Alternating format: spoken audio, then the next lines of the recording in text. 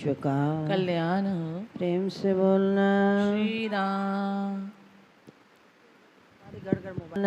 श्री राम। चित्त की वृत्ति को एकाग्र करके बड़े प्यार से बोलना। श्री राम। जन्म जन्मांतरों की मैल को दूर करने के लिए बड़े भाव से बोलना। श्री राम। अपने समय का, अपनी शक्ति का और अपनी संपत्ति अर्थात जो तीनों चीज़ों का सदुपयोग करता है वो सबसे बड़ा महात्मा है। और अगर हम समय कौन सा प्राप्त हुआ है हमें, मनुष्य जन्म रूपी समय, मनुष्य जन्म को प्राप्त करके अगर हमने अपना कल्याण न किया तो परिणाम क्या निकलेगा। जब ये पंच भौतिक देह को छोड़ देंगे, अंतिम श्वासों पर पड़े होंगे, उस समय किसी से कह दो ना, डॉक्टर से या सिविल सर्जन से, भाई 1 करोड़ रुपया ले ले और थोड़े से श्वास हमें दे दे। 1 करोड़ तो क्या, अपने जीवन की पूरी संपत्ति भी अगर तुम उसे दे दो तो तुम्हें श्वास वापस नहीं देगा। ठीक इसी प्रकार से समय की कीमत को ध्यान में रखते हुए अगर वो कार्य समय के अनुसार किया जाए तो मोती पैदा कर सकता है। जैसे स्वाति नक्षत्र में सीप में गिरी हुई एक वर्षा की बूंद मोती बन जाती है। लेकिन नक्षत्र कौन सा होना चाहिए? स्वाति नक्षत्र। इस बात का ज्ञान बड़े बड़े विद्वान पंडित और ज्योतिषियों को होता है। तो प्रत्येक मनुष्य का जीवन समय के आधार पर है और समय से थोड़ा सा भी काम किया जाए ना, परिश्रम से थोड़ा सा काम, वो भविष्य में आने वाले संकटों से हमें मुक्त करता है। और हमारे उत्थान का जो द्वार है ना, बंद पड़ा है, उसे खोलने में बहुत बड़ी एक बढ़िया सी चाबी है। ताला तो लगा है, उस ताले में हीरे मोती जवाहरात सब कुछ पड़े हैं, लेकिन जब उस ताले को खोलने की चाबी नहीं होगी तो कहाँ से तुम हीरे मेरे माणिक के मालिक बन सकते हो। इसी प्रकार से वो चाबी कौन सी है? मनुष्य जन्म।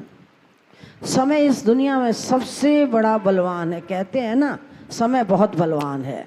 केवल बलवान ही नहीं, अब तो समय बहुत बड़ा पहलवान भी है। ये समय किसी की प्रतीक्षा नहीं करता, तेल धारा व तीव्र गति से भागता चला जा रहा है। समय न तो किसी की प्रतीक्षा करता है, न किसी के साथ इकरार करता है, वचन भी नहीं देता कि मैंने तुझे वचन दिया नहीं आऊँगा। वो तो भागता चला जा रहा है। विवेकी मनुष्य वही जो अपने समय का सदुपयोग करता है। और ना ही आज तक समय ने कभी पीछे मुड़कर देखा। आज तक देखा है समय ने पीछे मुड़कर? वो तो भागता चला जा रहा है। कहीं ऐसा न हो कि का वर्षा जब कृषि सुखाने और समय चुके पुनि का पछताने। फिर जब मनुष्य जन्म, श्वासों की पूंजी जब हमारी व्यर्थ विषय विकार, काम क्रोध राग द्वेष ईर्ष्या वकीली में चले जाएंगे ना, फिर अब पछताए हो तो क्या जब चिड़ियाँ चुग गई खेत। फिर तो सिवाय सिर धुन धुन कर पछताने के किसी के हाथ में कुछ नहीं आता। 84 लाख योनियों में भटकते रहे, भटक भटक कर हमें ये देह प्राप्त हुई। कितना भटके हैं, कौन कौन सी कीट पतंग जलचर थलचर नपचर, कितनी योनियों में हम भटकते रहे। उसके बाद जब परम पिता परमात्मा के हृदय में करुणा पैदा हुई, क्योंकि कब हो करे करुणा नर देही और देत ईश बिनु हेतु स्नेही। हम सोचें कि हमारे पुण्यों का प्रताप है, ये थे पुण्यों का फल। पुण्य भी हैं, पुण्य भी हैं, लेकिन पुण्य ही है ऐसा नहीं है। पुण्य तो है, लेकिन जब उस परमात्मा की कृपा हुई तब हमें ये देह प्राप्त हुई। ये जन्म तुझे अनमोल मिला बर्बाद न कर, बर्बाद न कर। ये जन्म तुझे अनमोल मिला, बर्बाद न कर, बर्बाद न कर। कर नेक अमल हरि नाम सिमर, फरियाद न कर, फरियाद न कर। करने के अमल हरि नाम सिमर, फरियाद न कर, फरियाद न कर। ये दुख जो तुझको मिलता है, पापों का कर्जा चुकता है। ये दुख जो तुझको मिलता है, पापों का कर्जा चुकता है। ये दुख जो तुझको मिलता है, पापों का कर्जा चुकता है। ये दुख जो तुझको मिलता है, पापों का कर्जा चुकता है। जो पहले दिया वो मिलता है, फरियाद न कर, फरियाद न कर। जो पहले दिया वही मिलता है, फरियाद न कर, फरियाद न करे। ये जन्म तुझे अनमोल मिला, बर्बाद न कर, बर्बाद न कर। ये जन्म तुझे अनमोल मिला, फरियाद न कर, बर्बाद न करे। तो ये जो देह हमें प्राप्त हुई है, उससे बहुमूल्य श्वासों की पूंजी। भाई परापत मानुख देहुरिया, गोविंद मलण की यहाँ तेरी वरिया। श्वास श्वास सिमरो गोविंद, मन अंतर की उतरे चिंत। श्वास श्वास नहीं सिमर सकते तो कम से कम अधिक से अधिक श्वासों की पूंजी का हम सदुपयोग तो कर सकते हैं। इसी प्रकार एक पंडित जी समय के मूल्यांकन को भली भांति समझते थे और ज्योतिष विद्या के पारंगत विद्वान माने हुए। लेकिन जो उनकी पत्नी थी ना, वो धर्म पत्नी नहीं थी, वो स्त्री थी। एक होती है पत्नी, एक होती है धर्म पत्नी, एक होती है स्त्री और एक होती है नारी। तो वो स्त्री थी, हर समय पतिदेव से झगड़ा करती थी कि दिन रात पोथियाँ पढ़ते रहते हो, उधर पूर्ति के लिए कोई काम नहीं करते, सुबह का भोजन मिलता है तो रात को भूखे रहते हैं। इस प्रकार जीवन किस प्रकार चलाएंगे। लेकिन जो पंडित थे वो केवल ज्योतिष ही नहीं थे, अब तो उनके अंदर सहनशीलता भी पराकाष्ठा को छू रही थी। पत्नी के कटु वचनों को सुनकर भी बड़ी धैर्यता से कहते थे, देवी उस परमात्मा पर विश्वास रखो।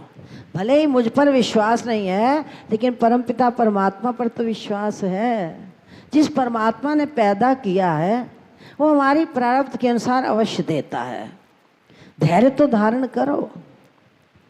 लेकिन उस स्त्री को पतिदेव की जो बातें थी ना, अच्छी नहीं लगती थी। हर प्रतिदिन कभी कुछ कटु वचनों के द्वारा पतिदेव को तिरस्कृत करती रहती थी।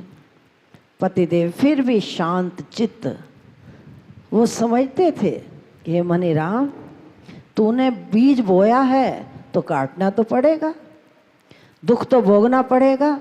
कर्मों का फल शांत होकर भोग ले तो आगे तेरा रास्ता साफ होगा। अगर फिर बदले में क्रोध करेगा, अशांति करेगा, तो पुनः तेरे सिर के ऊपर पाप कर्मों का कर्जा जो है ना, वो बढ़ेगा सही, घटेगा नहीं। एक दिन पंडित जी ने बड़ी विनम्रता से कहा, देवी अच्छा थोड़ा सा समय और धैर्य धारण करो। मेरी पढ़ी हुई जो विद्या है ना, कभी निष्फल नहीं जाएगी।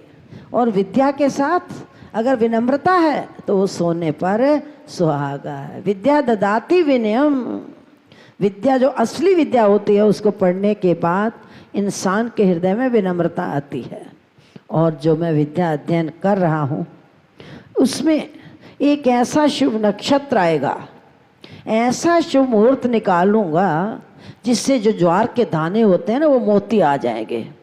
जैसे स्वाति नक्षत्र में सीप के मुख में वर्षा की एक बूंद मोती बना देती है, इसी प्रकार से मैंने वो विद्या पढ़ी है, ज्योतिष विद्या का उच्च कोटि का प्रकांड विद्वान।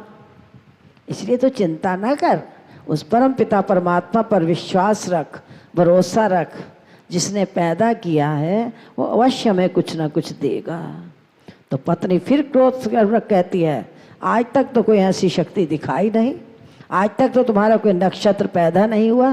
फिर पतिदेव ने कहा, देवी वो घड़ी आए, समय आए, तभी तो वो कार्य सिद्ध होगा। बेचारी मौन हो गई। एक बार पंडित जी ने देखा कि बहुत अच्छा नक्षत्र आकाश मंडल में आ रहा है। संयोग से आकाश में जो वो नक्षत्र उसने देखा तो उसने कह दिया, अच्छा एक काम कर, एक काम तुझे करने का हुक्म करो, बस थोड़े से ज्वार के दाने 10 किलो, अधिक नहीं, 10 किलो ज्वार के दाने तू लेकर आ जा और मैं तुझे सारा कार्य समझा दूंगा। उसने कहा 10 किलो ज्वार के दाने, घर में एक दाना तो है नहीं और कह रहे हो कि 10 किलो ज्वार के दाने कहाँ से लेकर आऊँगी। पंडित जी ने कहा, चिंता न कर, मैं तुझे एक युक्ति बताता हूँ। वो युक्ति कौन सी है, पड़ोस के घर में चली जाओ, उससे कह दो अधिक नहीं, केवल 10 किलो दाने मुझे ज्वार के दे दो। वो थी सेठानी। बात की बात में सेठानी से जब 10 किलो दान की मांग की तो उसने पूछ लिया, आज तक तो कभी ज्वार के दाने मांगे नहीं, आज थोड़े भी नहीं, 10 किलो ज्वार के दाने क्या करेगी। वो जो पंडित जी की स्त्री थी ना, बड़ी उत्तेजना से क्या करूं, ऐसा पति पल्ले पड़ गया है, जो हुक्म चलाता है मुझे मानना पड़ता है। उसने कहा ज्वार के दाने ले आ, और आकाश में एक ऐसा योग बना है कि चूल्हे के ऊपर तो पानी चला दे। और पंडित जी ने कहा है कि जब मैं कहूँगा हूँ तो उन ज्वार के दाने को उस पानी में तू डाल देना और वो सुच्चे मोती बन जाएंगे। वो जो सेठानी थी, वो जो सेठानी थी समय के मूल्य को समझती थी कि कोई ना कोई नक्षत्र आकाश मंडल में पैदा हुआ है, तभी तो ये पंडित जी कह रहे हैं। 10 किलो दाने लेकर वो आ गई। पंडित जी ने बड़े ध्यान से कहा, देवी एक क्षण का भी विलंब मत करना, अगर एक क्षण का विलंब हो गया ना तो बस फिर समय निकल जाएगा, फिर वही स्थिति हो जाएगी, का वर्षा जब कृषि सुखाने और समय चुके पुनि क्या पछताने। पत्नी आ गई, लेकिन उस सेठानी को चैन कहाँ। बड़ी मुश्किल से एक रात कटी। दूसरे दिन जो बात पंडित की स्त्री ने कही थी उसका अनुकरण करने लगी। उसने कहा, योग्य है पंडित, ऐसे हंसी मजाक तो करता नहीं है, चलो मैं भी इस कार्य को करूं। किया क्या, अपने पड़ोस की छत पर चली गई और पानी वहीं उबलना रख दिया। अब बात तो सारी समझ ली थी सेठानी ने, ये सुना था कि जिस समय पंडित जी हूँ शब्द कहेंगे ना, उस समय मैं ये ज्वार के दाने उसमें डाल दूंगी। इसलिए कहते हैं कि जो व्यक्ति समय की कदर करता है, समय का मूल्यांकन पूछना है तो उस इंसान से जाकर पूछो जो विद्यार्थी पूरा वर्ष विद्या पढ़ता रहता है और अगर वो 1 नंबर से रह जाए ना, आप बताओ कितना दुखी होता है, सिर्फ 1 नंबर से।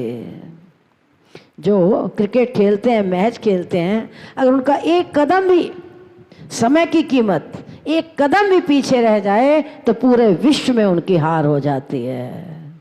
समय की कीमत जानना चाहते हो तो उस गर्भवती स्त्री से पूछो जिसका बालक 8 महीने का गिर गया, कितनी पीड़ा होती है माँ के हृदय में।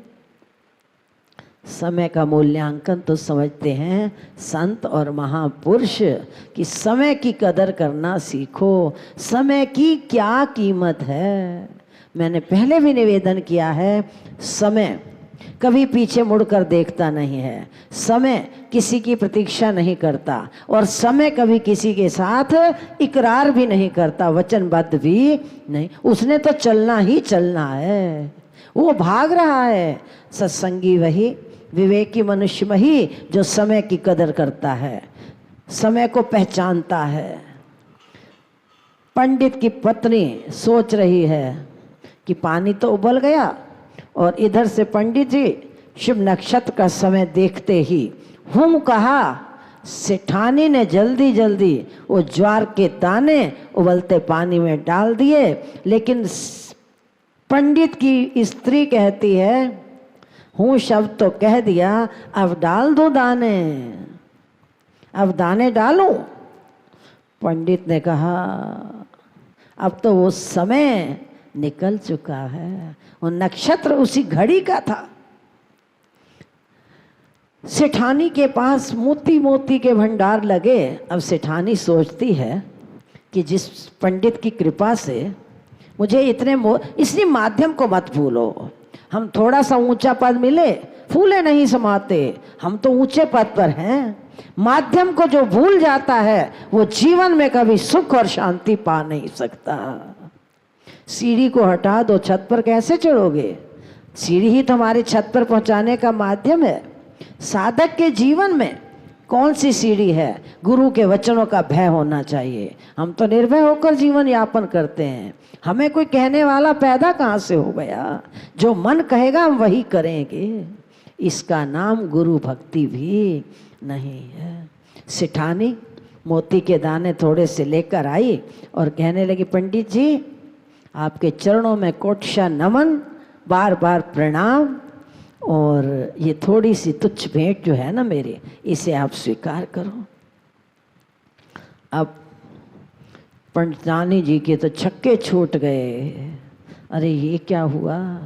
पंडित जी ने मुझे समझाया, मैं घर में रही फिर भी मैं खाली की खाली रही। इसलिए जिसे गुरु से कुछ लेना आता है वो कहीं भी रहे, दूर रहकर भी ले सकता है, और जिसे लेने का सलीका नहीं वो पास रहकर भी, बोलो, खाली का खाली। ये लेने का तरीका सीखो कि किसी से किस प्रकार लिया जाएगा। गुरु तो चाहते हैं, उनके हृदय में कसक होती है, पीड़ा होती है, एक वेदना होती है कि कोई योग्य शिष्य पैदा हो जिसकी गोदी में लौकिक और परलौकिक संपत्ति उड़ेल दे।